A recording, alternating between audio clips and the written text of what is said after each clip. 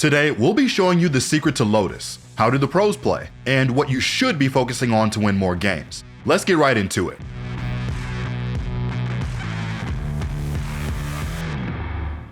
Depending on what level at which you play, there can be two main styles to playing the attack side of Lotus, fast or slow. One option is picking a rush composition that allows you to quickly enter into the bomb sites with an agent core of Breach, Raze, and Brimstone. Add in a Killjoy for her ultimate, defense capabilities, and post-plant stall. Plus maybe a second initiator like a Skye, Fade, or Sova, or even another duelist, because, well, ranked. And you'll have a very effective comp that's very good at one specific thing, rushing sites blazingly fast and getting the spike down by 1:25. At the start of each round, you pick your favorite site between C and B. Probably C most rounds, plop down the stimmy and run with your teammates. Use some Breach util and some Raze blast packs as fast as your legs can get you to take you to the spike site. It's probably the easiest way you can play Lotus, and realistically speaking, it'll work disgustingly well up to like Diamond, if not higher. Assuming of course that your Breach knows how to flash and your Brimstone can find the C button on his keyboard. But there's a reason you don't see pros nor your favorite streamers playing in this way.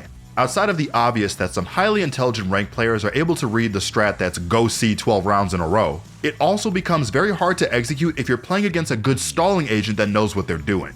A well-prepared Killjoy setup, a Viper with Killjoy support, or even a Sage that walls and slows can seriously hinder the otherwise unbeatable game plan that consists of simply 5-man rush every single round. And the truth is that if you're not able to go on to sites within that first 30 seconds of the round, this is also just a comp that's simply going to struggle.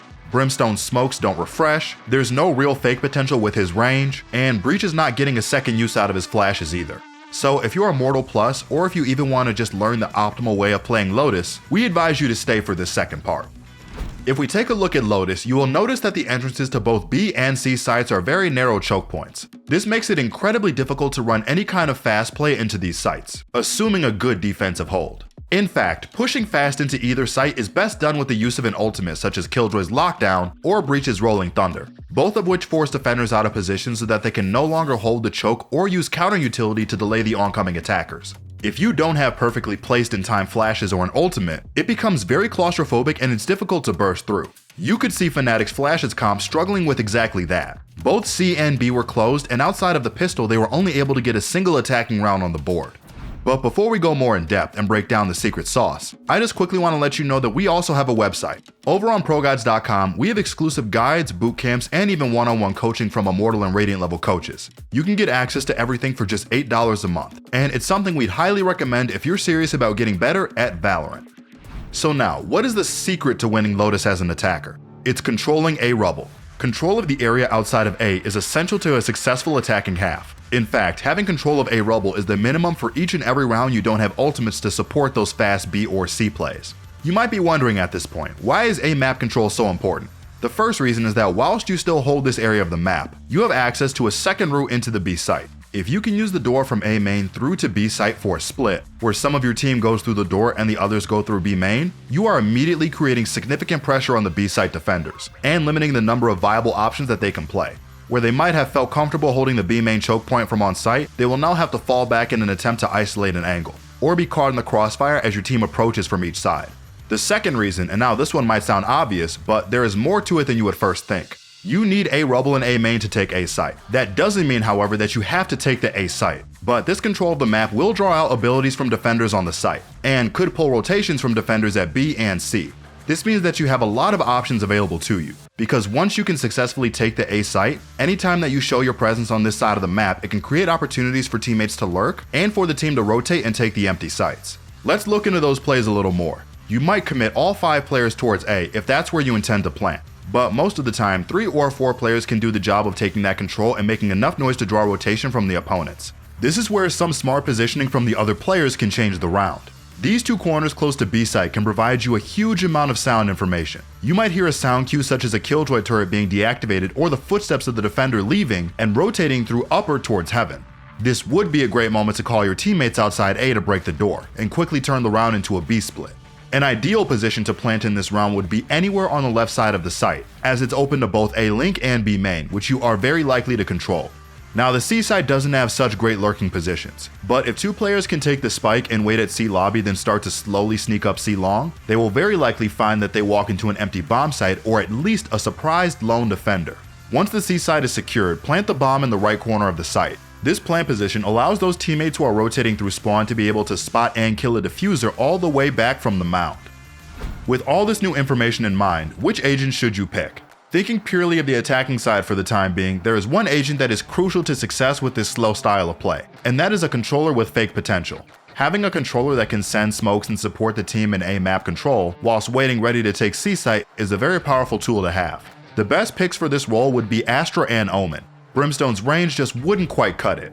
If you're a Viper main and feeling left out, just know that Viper can be viable. You can place the wall down before the round begins, and that gives you the ability to fake. But Viper is best used in combination with another controller.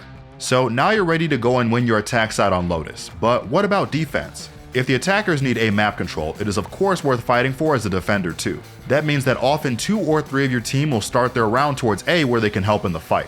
So what does that mean for both B and C sites? It means that one of the sites should always have a defender who is capable of delaying and playing the site alone. Great examples are Killjoy, Sage, and Viper, all of which can slow an enemy push right down and buy time for teammates to rotate onto the site to help out.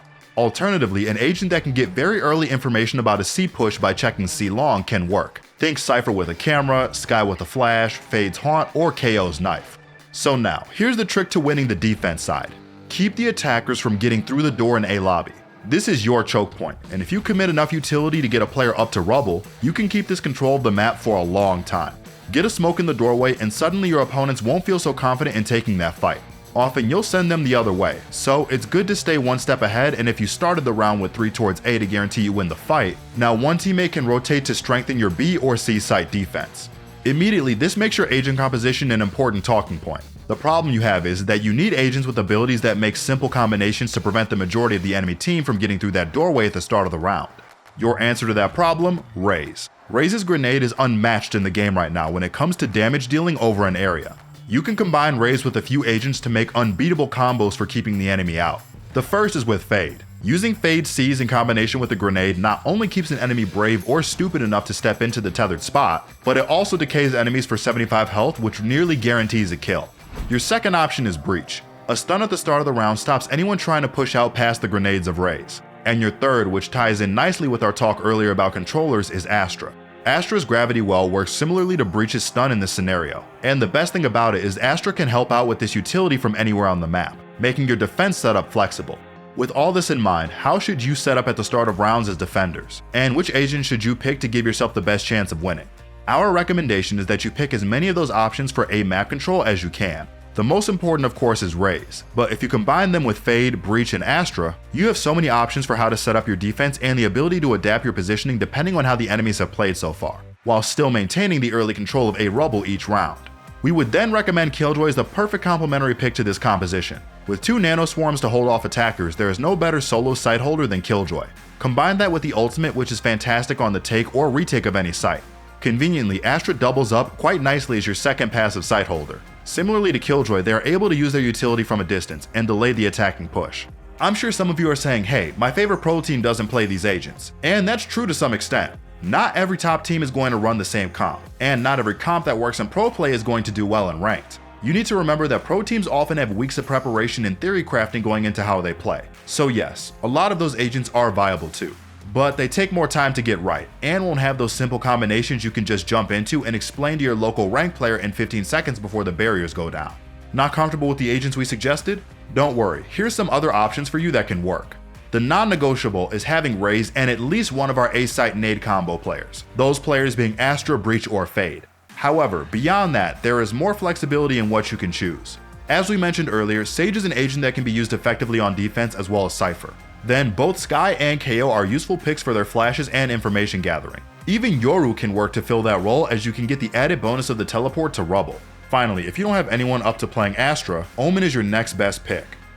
So now you know the secret to success. Take your newfound wisdom and you'll be crushing your opponents on Lotus in no time. Got any other killer ability combos for Lotus? Let us know in the comment section down below. This has been your host Sergeant Frost, and I'll see you guys in the next one.